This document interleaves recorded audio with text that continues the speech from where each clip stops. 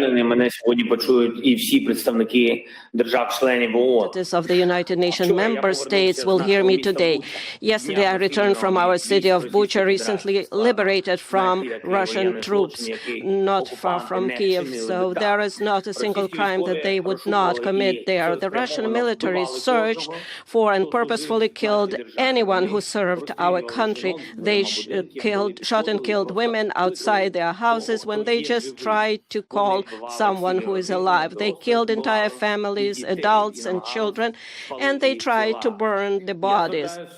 I am addressing you on behalf of the people who honor the memory of the deceased every single day, in the memory of the civilians who died, who were shot and killed in the back of their head after being tortured. Some of them were shot on the streets, others were thrown into the wells, so they died there in suffering. They were killed in their apartments, houses, blowing up grenades.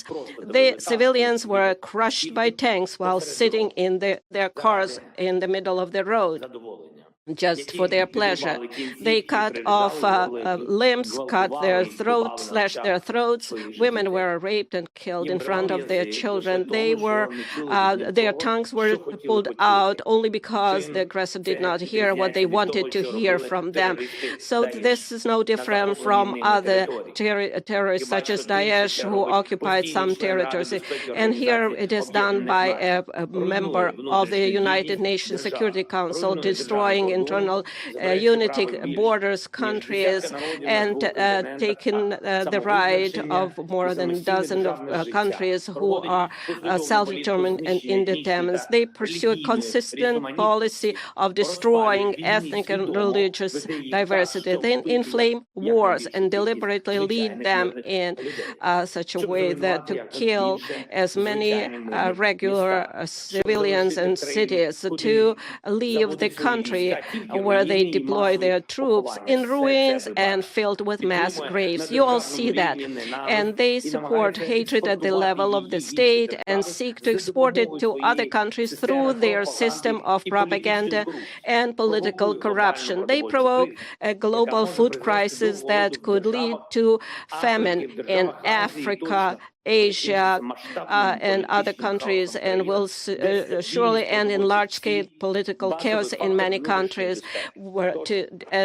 destroying their domestic security.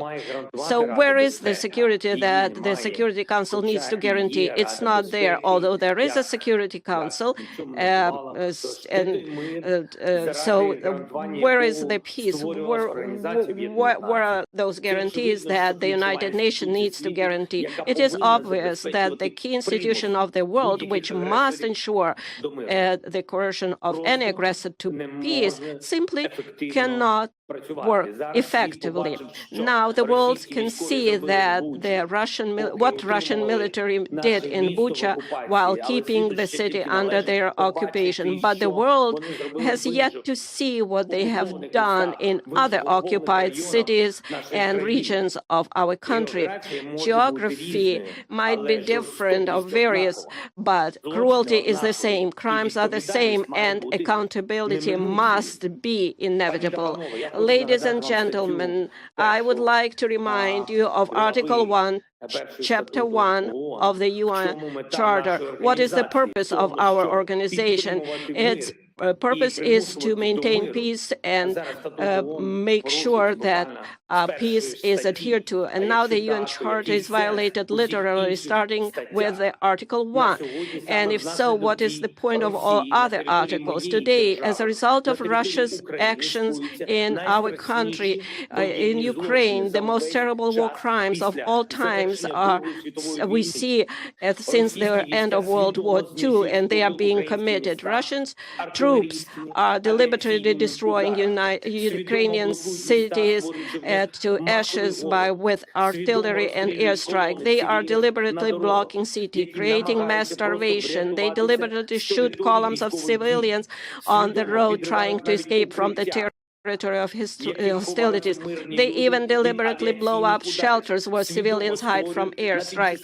They are deliberate in the temporarily occupied territories, so that as many civilians as possible are killed there. The massacre in our city of Bucha is only one.